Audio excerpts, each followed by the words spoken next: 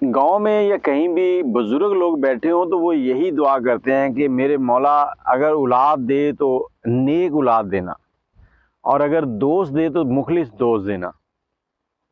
नेक औलाद वही होती है जो माँ बाप के बुढ़ापे में उनके काम आए, बुरे वक्त में काम आए, ना कि बुरे वक्त में छोड़ जाए। आज इलियास कश्मीरी साहब जो है ना, उनके ऊपर थोड़ी सी बात करेंगे कि उनके बुढ़ापे के अंदर उनकी औलाद ने उनके साथ क्या किया, दोस्तों ने क्या किया, उनके जो इंडस्ट्री के लोग थे उन्होंने क्या किया। आप जब भी इंडस्ट्री के लोगों की वीडियोस को निकालेंगे ना, इनके जो माजी जो मतलब जब ये मौत के नज़दीक थे या मर गए, उसके बाद इनके जनाजों के ऊपर क्या करते रहे, कितने लोग आते रहे, तो क्या कुछ होता रहा, तो आपकी आंखें खुली रह जाएं।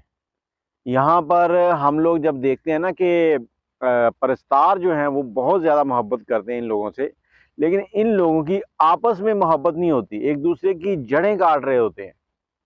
और हत्ता कि इनके घर वाले जो है ना, वो भी इन लोगों के साथ मुखलिस नहीं होते, वो भी इनकी कदर नहीं करते, जबकि ये सारी ज़िंदगी कमा कर लाते हैं, उनको खिलाते हैं, सारे मामला चल रहे होते हैं। अब इलियास कश्मीरी साहब जो हैं, उनके साथ भी कुछ ऐसा ही हुआ। इलियास कश्मीरी साहब 1925 में पैदा हुए, जब हिंदुस्तान पाकिस्तान एक ही था। बचपन से ही फिल्मों का शौक था, फिल्मों में पहुंच गए, कुछ बचपन में छोटे रोल के चाइल्ड स्टार वाले, और उसके बाद चलते चलते ये हीरो के तौर पे भी आना शुरू हो गए। जब हीरो में कामयाब ना हो सके तो फिर इन्होंने विलन की तरफ रुख किया, कुछ एक्स्ट्रा रोल करने शुरू कर दिए। तो मैं आपको बताता चलूं कि सुल्तान राय की फिल्म बशीरा, उसके अंदर इनका विलन का रोल देखें आप, कमाल कर दिया इन्होंने। अब सुल्तान राय साहब, जितने भी हीरो है ना, ये हीरो विलन की वजह से ही चलते हैं। अगर हीरो जितनी मर्जी अच्छी एक्टिंग कर ले, अगर फिल्म के अंदर जो विलन होता है ना, उसका किरदार अच्छा ना हो, उसका रोल अच्छा ना हो, उसकी अदाकारी अच्छी ना हो, तो फिल्म जो है वो फ्लॉप हो जाती है। इलियास कश्मीरी साहब, उन्होंने कमाल कर दिया विलन के रोल में। अब उसके बाद इनकी एक फिल्म आई थी, दो विगे जमीन दे। अब उसके अंदर भी एक चौधरी का रोल था, और चौधरी वो था जो कि गांव में हर नई नवेली जो दुल्हन आती थी उसको पहली रात अपने साथ गुजारने का कहता था, जो गुजारती थी उसको 2 एकड़ ज़मीन, 2 विगे ज़मीन जो थे वो देता था।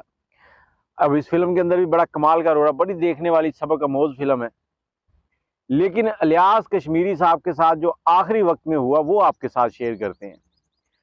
इलियास कश्मीरी साहब जैसे जैसे ज़िंदगी गुजरती गई, 1925 में पैदा हुए, तकरीबन 90 साल की ज़िंदगी उन्होंने, 90 साल के करीब उन्होंने ज़िंदगी जो है वो गुजारी है। 1997 के अंदर उनकी जो अहलिया थी, उनकी जो बीवी थी, वो अल्लाह को प्यारी हो गई। अब उसी मामले के बाद जो इनके बच्चे थे, 2 बेटे थे इनके, वो यहाँ से निकले, अमेरिका चले गए हैं। अमेरिका जाकर उन्होंने कारोबार किया। अब बच्चे जो थे इलियास कश्मीरी साहब के, वो कोई जब पैदा हुए हैं तो अपने साथ तो कुछ नहीं लाए थे, सब कुछ इलियास कश्मीरी साहब का बनाया हुआ था ना, इन्हीं का पैसा, उसी से कारोबार किए। और जो आखिरी वक्त था वो बाप के साथ नहीं गुजारा, बेगमों को प्यारे हो गए। बेगम 1997 में अल्लाह को प्यारी हो गई, और बच्चे जो है वो अपनी बेगमों को प्यारे हो गए और अमेरिका चले गए, वहीं जाकर बिजनेस कर लिया। पीछे बाप की खबर नहीं लेते थे, फोन हो गया कभी कभार कर लिया, लेकिन मिलना मिलाना जो था ना वो खत्म हो चुका था। अब आपने ये नहीं कहना यार ये क्या बातें आप लेके बैठे हो, ये हकीकत है, आगे सुनते जाएं और शर्माते जाएं। 2005 जब आया ना, तो इलियास कश्मीरी साहब की सेहत जो थी वो बिगड़ना शुरू हो गई, और परेशान रहते थे। अब सेहत जब बिगड़ रही थी, शुगर बढ़ना शुरू हो गई। शुगर इतनी बढ़ी कि 2006 के अंदर उनकी एक टांग भी काटनी पड़ गई। टांग कट गई, शुगर बढ़ती थी, घर में अकेले रहते थे, काम शाम था नहीं, और फिक्र बढ़ती जा रही थी, क्योंकि जब इंसान चारपाई पे बैठा हो ना, तो उसके पास सिर्फ और सिर्फ सोचने का ही काम होता है। और इलियास कश्मीरी साहब 2007 में जब फौत हो गए, तो फौत होने के बाद आजकल देखें जो जदीद ज़माना चल रहा है कि आप किसी भी मुल्क से एक दिन के अंदर अंदर आ सकते हैं, लेकिन इनके बच्चे इतने खुदगर्ज थे कि 2 दिन तक इनकी लाश जो है वो हॉस्पिटल में पड़ी रही है। अब एक शुगर का मरीज़ है जिसको पहले ही कई मसाइल का सामना था, और उसकी लाश 2 दिन तक हॉस्पिटल में रही, वो सर्द खाने में रखी गई या जैसे भी थी, उसके बाद इनके बच्चे पहुंचे हैं। अब मेरा ख्याल है कि हो सकता है वो बच्चे चाह रहे हों कि वो हॉस्पिटल वाले ही दफना दें, हमें ना ही जाना पड़े, लेकिन वो फिर मजबूरी में दुनियादारी के लिए आ ही गए। अब ये थी जी इलियास कश्मीरी साहब के आखिरी उम्र के दुख। आखिरी उम्र वही होती जब आप एक 60 साल से ऊपर हो जाते हैं ना, तो आपका बुढ़ापा जो है ना वो हैवी होना शुरू हो जाता है। इस उम्र में आपको बच्चों की ज़रूरत होती है। आपके बच्चे, आपकी शरीके हयात, आपकी बेगम, वो आपके साथ हो, एक दूसरे के साथ मिल के ज़िंदगी गुजारी जाए और अच्छी ज़िंदगी गुजर जाए।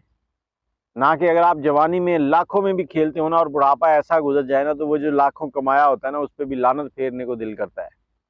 और ये जितने भी फिल्म इंडस्ट्री के लोग हैं, इन सब के साथ ऐसे ही मामलात हो रहे हैं। और वीडियो बनाने का मकसद सिर्फ ये है कि चलो यार, कुछ ना कुछ तो अपने साथ रहने वालों का ख्याल किया करो।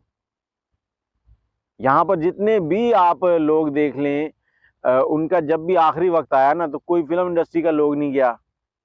अनैब हुसैन भट्टी साहब, उनके जनाजा भी आपने देखा क्या था उस वक्त। ये चंद लोग घर के थे, कोई फिल्म इंडस्ट्री से बंदा नहीं गया।